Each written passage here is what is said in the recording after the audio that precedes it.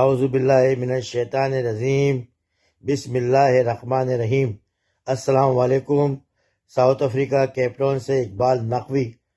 کل مجھے بڑا افسوس ہوا، پاکستان سپریم کورٹ نے جو پرمیشن دی، ہمارے ساتھیوں کے گھر توڑے گئے، ہماری مائیں بہنیں بزرگ رات بھر اپنے ٹوٹے ہوئے گھروں کے پاس کھڑے ہوئے تھے، ان کو پوچھنے والا کوئی نہیں تھا، اس لیے کہ الطاف بھائی وہاں نہیں تھے۔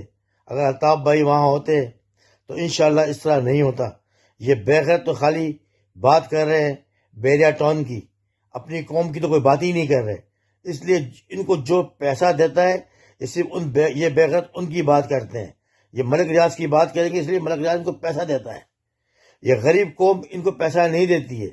یہ بغیرت کے بچے پھر بھی ووٹ مانگنے وہاں جاتے ہیں، گلی گلی۔